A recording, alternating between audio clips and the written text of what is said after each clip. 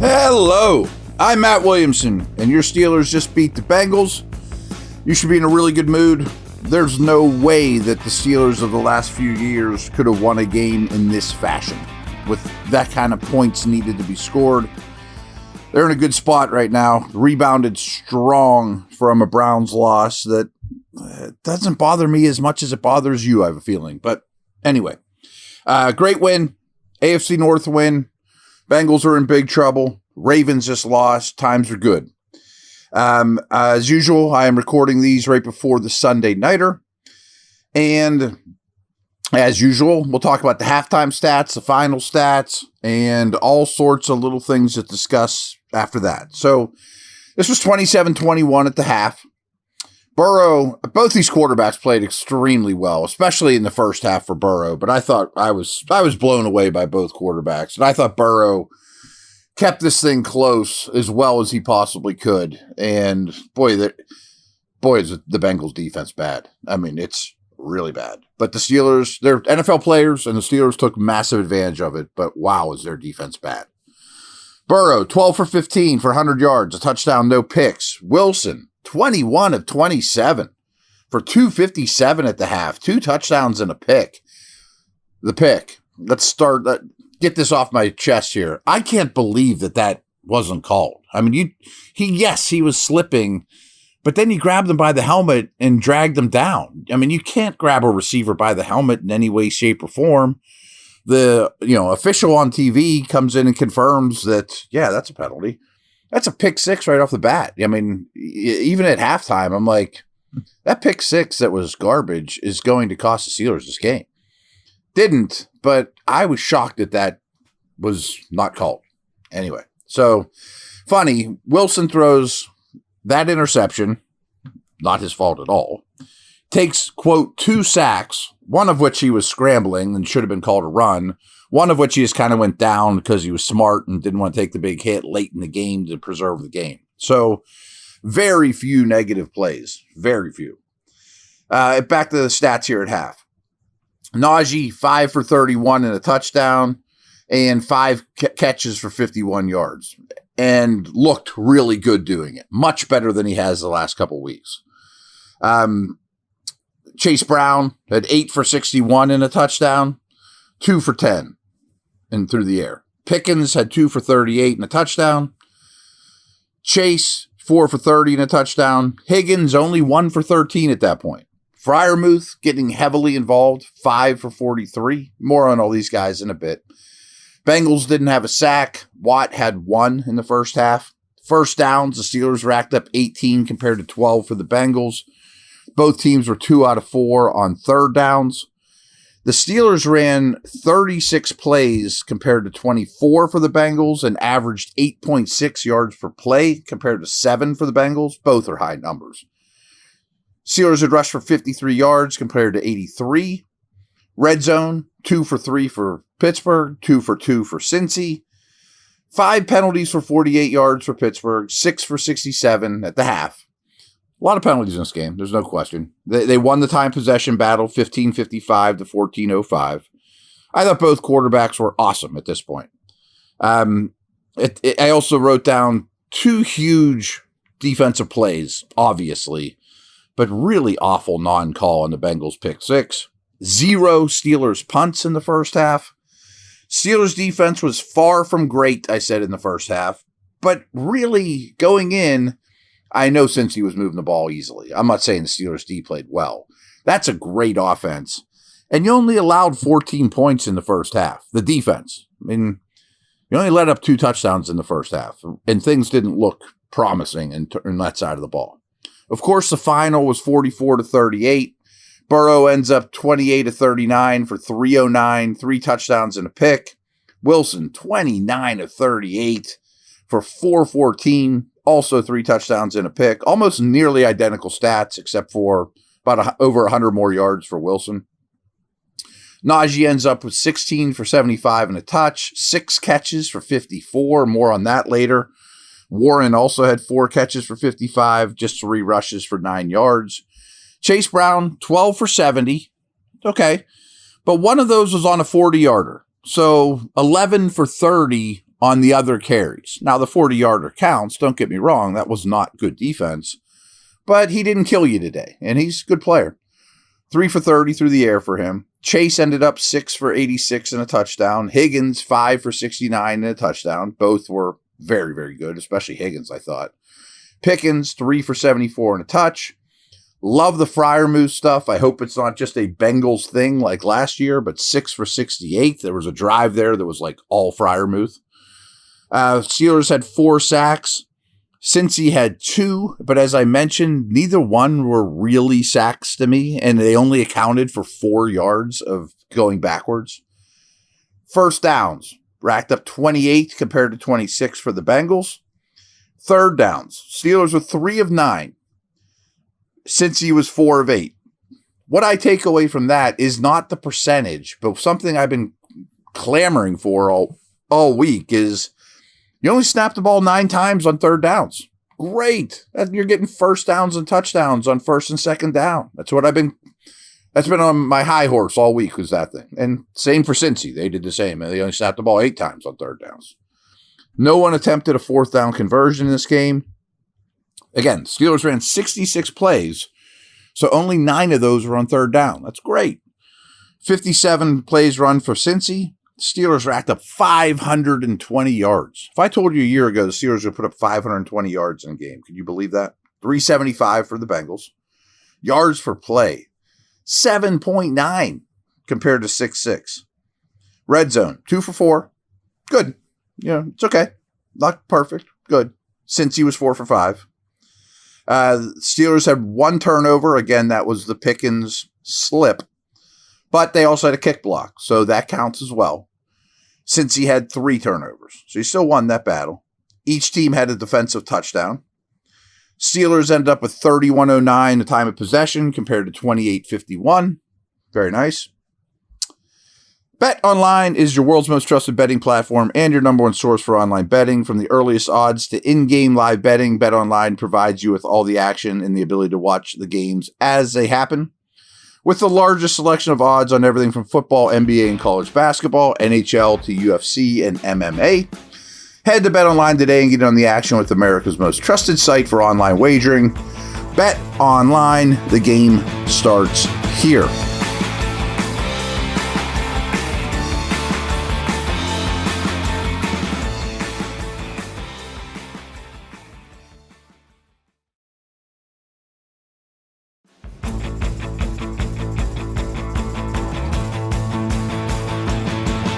So as usual, I have a bunch of notes and some stats and some next-gen stats and all that stuff. I think I got to start with Russell Wilson. I mean, the numbers speak for themselves. But so few bad plays. I mean, again, the turnover was, jive turkey. I mean, whatever. But he consistently sure seemed that way. I mean, I'm watching on TV like you. But really used a lot of clock to get the team in the right a lot of audibling, a lot of moving people around late in the clock, and professional quarterbacking pre-snap as well as post-snap, knowing where to go with the football. That experience is really important, and I thought he was exceptional in this game. So here's a next-gen stat. He was 8 of 9 over 10 air yards for 205 yards and 2 touchdowns.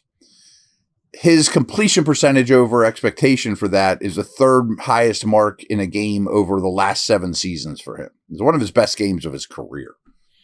He also excelled against zone coverage, 23 of 26 for 316 yards and all 3 touchdowns against zone.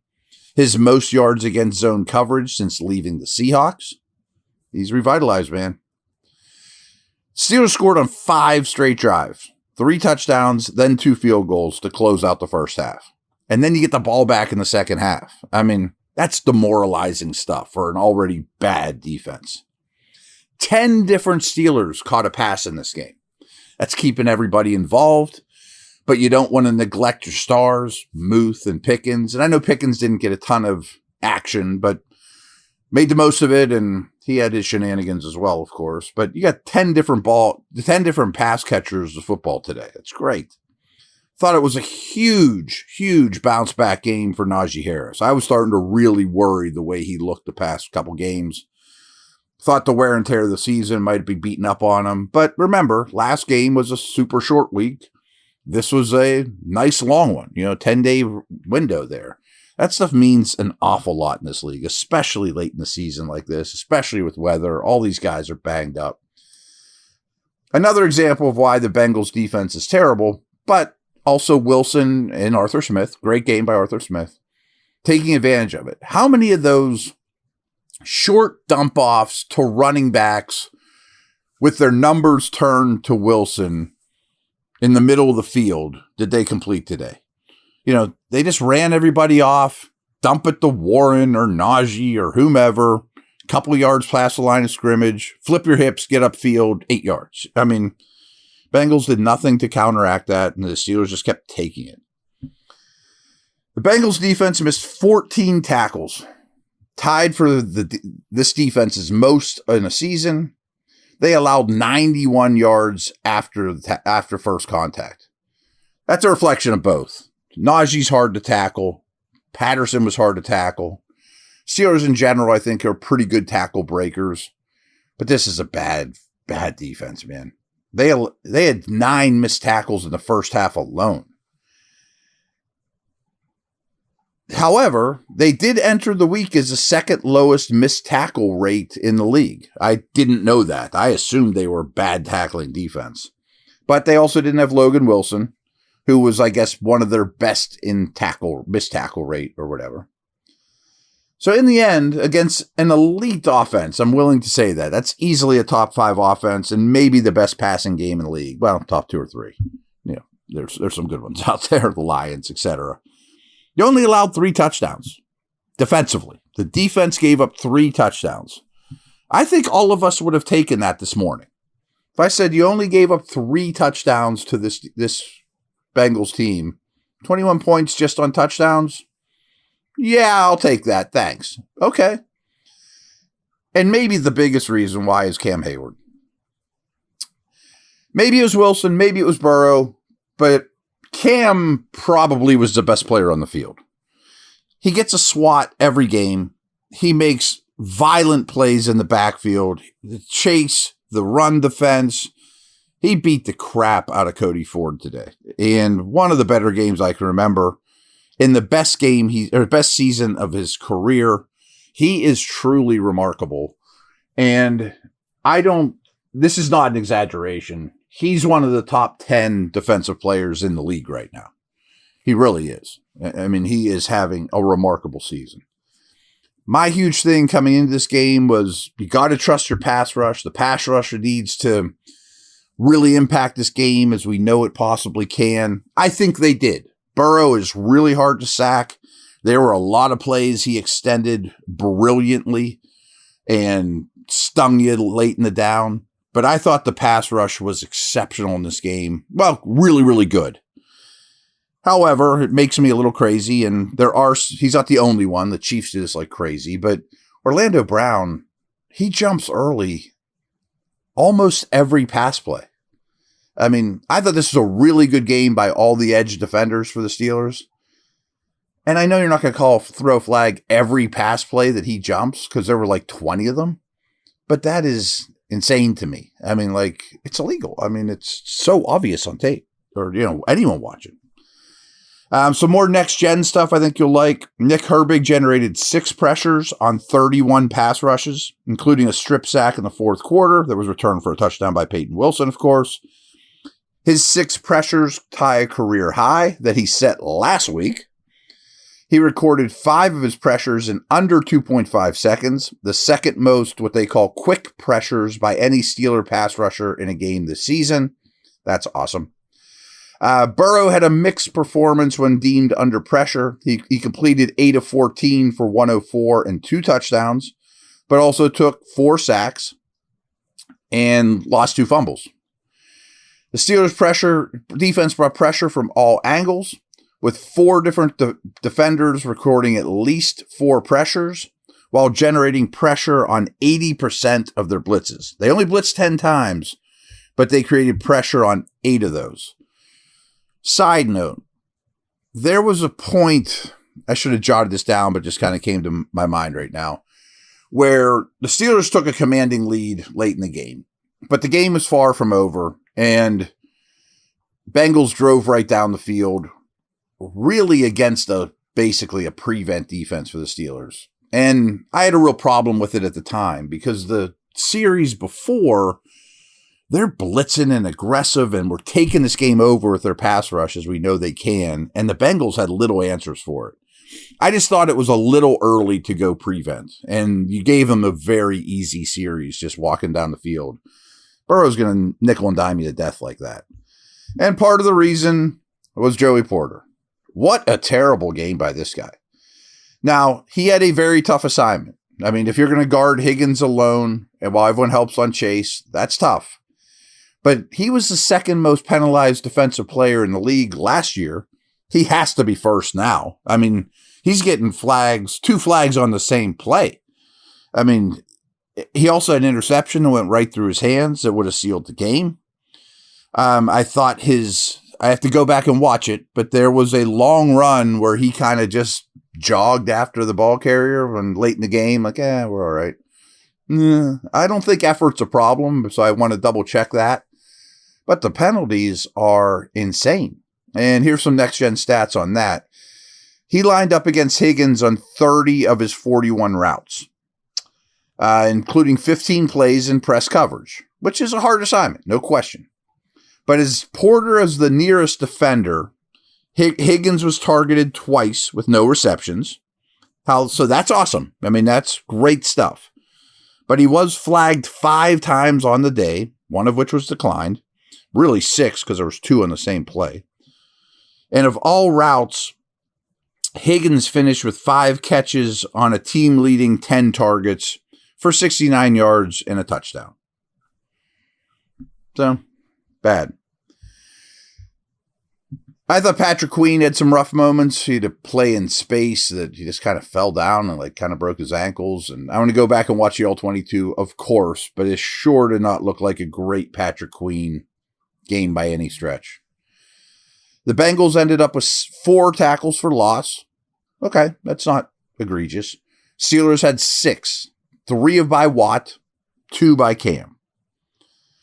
The Pickens stuff is, I mean, I love that Tomlin's grabbing him after he slips and the pick 6. And Broderick Jones, his Georgia teammate, is trying to calm him down, advise him, whatever. He's just a really talented, really volatile, highly competitive Steeler receiver. And this team deals with those guys well. I have mixed feelings. I need to see it again. I didn't pay it a lot of attention. How egregious was the finger guns thing? And I know why the league is doing it. But I don't love that situation either, league-wide. Anyway. Their first punt of the day for the Steelers. There weren't many in this game. Especially, I mean, not hard to figure out with the yardage totals and stuff we talked about. But there was 12:50 left in the game when the Steelers punted for the first time. They did get a kick blocked, so that's out there. It looks as though Calvin Austin, was concussed. We'll see if he's ready for next week, but usually you miss a week or so. Usually you miss a week after concussions nowadays. I don't 100% agree with this, but Pro Football Focus put out their 3 highest graded players for the entire game. Cordarrelle Patterson, number 1 at 91.3. I thought he was a valuable contributor, and much like Najee, he looked much more explosive. The guy I remember than I've seen in recent weeks. Okay. Keanu Benton, really psyched to watch him a second time, an 89.9 grade. And Nick Herbig, who we mentioned, was really, really good. Tons of pressures with an 88.4 grade. I just don't know how Hayward isn't number 1, or Wilson or Burrow for that matter. No offense to those 3, but I know EPA can be kind of elusive, but the Steelers created what it is expected points added per play. So every time they snap the ball, They were a positive 0.254. Let me just tell you, that's extremely high. That's points on the scoreboard, basically what you're creating on a per play basis. Quarter of a point per snap, basically. Where the Bengals, it surprised me, were negative, not highly negative. They were 0.062. Average plays per drive, the Steelers were at 7. The Bengals were at 6.5. Not much difference there. But yards per drive was 43.9 compared to 31.7. And average points per drive, 3.2 compared to 2.9. Last thing here, for the 6th time this season, the Bengals allowed 34 or more points on defense. Their defense stinks. The Bengals have lost 4 games when scoring 30 or more points, tied for the most in a single season in NFL history. Imagine scoring 30 points 4 times and losing them all those, or at least losing 4 of them. I basically think they're eliminated. And as I mentioned a couple times throughout the week, a win, I think, helps you in several ways. First off, it keeps one of the best quarterbacks in the league out of the AFC playoffs. There's enough of those already. Keep one of the elite guys at least on the couch at home. Great. I think it also causes a lot of unrest issues within a rival organization, 100%. Coaching stuff, Higgins, Hendrickson contract, stuff of that nature. And lastly, the Bengals come here on week 18. Are they going to care? I don't know. I mean, could we see Burrow benched by that? Or I don't know. My hunch is it's not going to mean a thing to Cincy. Maybe it won't mean anything to Pittsburgh either, especially with the Ravens losing. Got the Browns tomorrow night. They're out of the picture, but I do like that they're playing Monday and then have to come here on a short week. That's an obvious advantage. So really good stuff. I'll be back tomorrow with more in-depth details of this game and observations. Take care.